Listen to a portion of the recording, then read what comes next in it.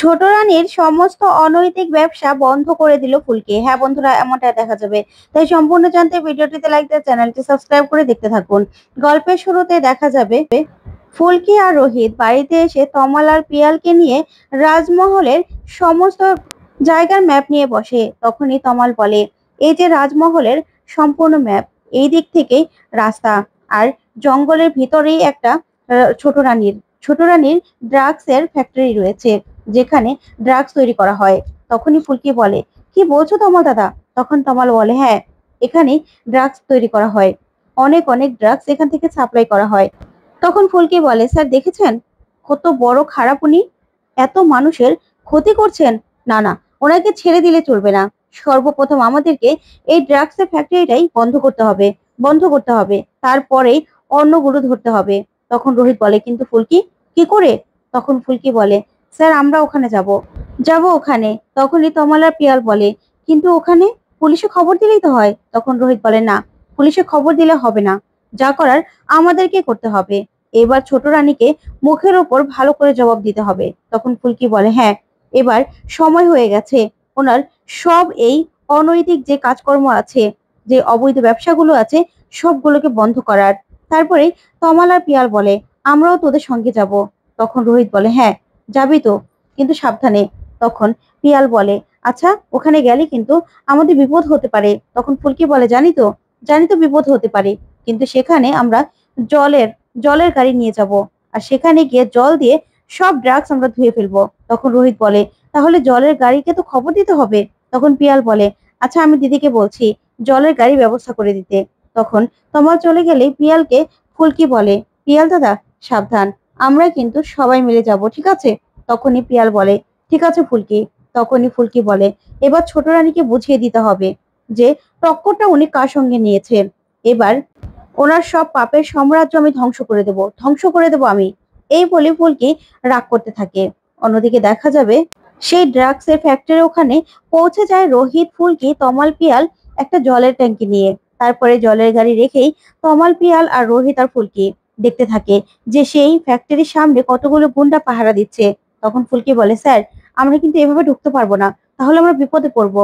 তখন রোহিত বলে, হ্যাঁ ফুলকি, জানি তো আমরা বিপদে পড়বো, কিন্তু আমাদেরকে যা করার সাবধানে করতে হবে। তখন ফুলকি বলে, হ্যাঁ স্যার।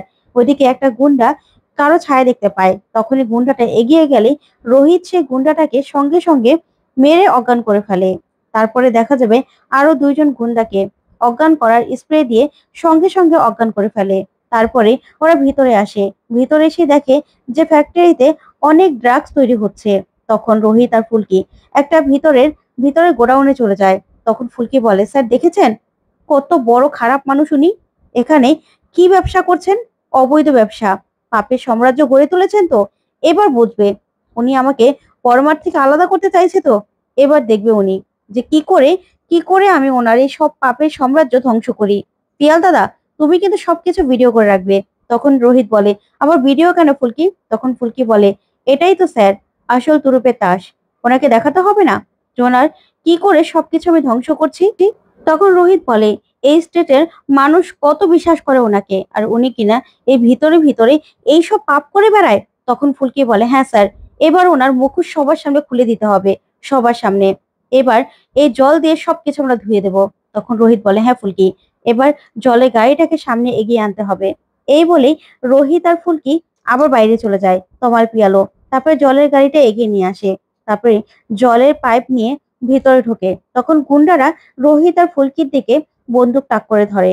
তখন রোহিত আর ফুলকি জল দিয়ে তাদেরকে কোনো মতে কোণঠাসা করে ফেলে। তারপরে রোহিত, ফুলকি সবাই গুন্ডাদের মেরে একদম উচিত শিক্ষা দেয়। তারপরে রোহিত বলে, কি ভেবেছিস তোরা তোদের এই ফ্যাক্টরির কথা আমরা জানতে পারবো না? দেখ না এবার কি করি, জল দিয়ে সবকিছু ধুয়ে দেব। তখন ফুলকি বলে, হ্যাঁ, তোরা ড্রাগস খাইয়ে মানুষের ক্ষতি করবি না, সেটা হবে না। এবার দেখ কি করে আমি সবকিছু ধুয়ে দেই, সবকিছু। তখন এই বলেই রোহিত আর ফুলকি জল দিয়ে সব ড্রাগস ধুয়ে দেয়। তারপরে ফুলকি পিয়ালকে বলে, পিয়াল দাদা তুমি ভিডিও করো। তখন পিয়াল সবটা ভিডিও করতে থাকে।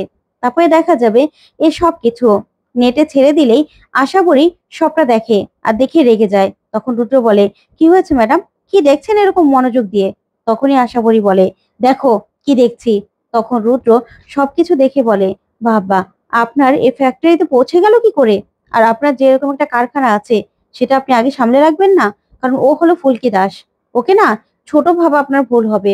ও দেখতে একরত্তি কিন্তু ও কাজ কিন্তু অনেক বড়, বড় করে। বুঝতে পেরেছেন? তাই আপনাকে আরো আরো সাবধান হওয়া উচিত ছিল। তখন আশাবরী বলে, "না, না, আমার কোটি, কোটি টাকার ক্ষতি করে দিল এই মেয়েটা। মেয়েটাকে আমি ছাড়বো না, কিছুতেই ছাড়বো না। একদম শেষ করে দেব। শেষ করে দেব আমি।" তখন রুদ্র বলে, "আস্তে ম্যাডাম আস্তে।" তখন আশাবরী বলে, "কি করেছো তুমি? তুমি তো অনেক বড়, বড় কথা বললে। শেষ করতে পেরেছো?" তখন রুদ্র বলে, "ম্যাডাম, আমার লোকদেরও না আমি এরকম ভাবে অনেক বলেছি। কিন্তু ওকে শেষ করা আমাদের কাজ নয়। ওকে শেষ করতে পারবো না। যতই বার বলি না কেন। ওর সঙ্গে না অলৌকিক একটা কিছু আছে। যার কারণে ও না বারবার বেঁচে যায়, বারবার। তাই ওকে শেষ করা এত সহজ নয়। কিন্তু এবার আবার শেষ চেষ্টা করতে করতে হবে। করতে হবে শেষ চেষ্টা।" তখন আশাবরী বলে, "হ্যাঁ, যা করার তাড়াতাড়ি করো। তাড়াতাড়ি করো তুমি।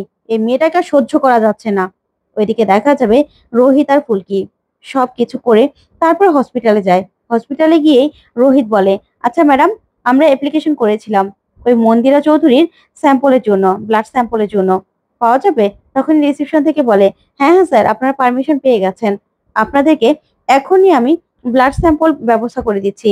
তখনই দেখা যাবে সে হসপিটালের একজন লোককে বলে যে মন্দিরা চৌধুরী আর ফুলকি দাসের স্যাম্পলটা নিয়ে আসুন। তখন লোকটা বলে, "আচ্ছা স্যার, আপনারা অপেক্ষা করুন, আমি এখনই নিয়ে আসছি।" এই বলে ভিতরে চলে যায়। তখন দেখা যাবে ফুলকি বলে, "আচ্ছা স্যার, এত দেরি হচ্ছে কেন বলুন তো?" তখন রোহিত বলে, "আচ্ছা ফুলকি, এত অধৈর্য হলে চলবে? কি করবে বলো তো, এত তাড়াহুড়ো কেন?" তখন ফুলকি বলে, "স্যার, এখান থেকে আমরা ব্লাড স্যাম্পলটা নিয়েই সোজা টেস্ট করাতে চলে যাব। তারপরে টেস্ট করিয়েই সেখান থেকে রাজমহলে যাব। তারপরেই বড় মাকে সবটা দেখাবো। আর ছোট রানীর মুখোশটা আমরা খুলে দেব। কারণ ছোট রানী এতক্ষণে অবশ্যই ভিডিওটা দেখে ফেলেছে। তার মানে উনিও কিন্তু বসে থাকবেন না।" তখন রোহিত বলে, "হ্যাঁ ফুলকি, তাই তো আমাদের আরো সাবধান হতে হবে।" তখন ফুলকি বলে, "স্যার আপনি চিন্তা করবেন না। এবার না আমরা গলে গলে বলে বলে গোল দেব।" তখনই দেখা যাবে সে সামন্ত চলে আসে আর এসে বলে, "স্যার, একটা গড়বড় হয়ে গেছে। অনেক ব্লাড স্যাম্পল তো মন্দিরা চৌধুরীর ব্লাড স্যাম্পলটা কিছুতেই পাচ্ছি না। মিসিং হয়ে গেছে।" তখন রোহিত বলে, "এই দাঁড়ান, দাঁড়ান। কি বলছেন আপনি?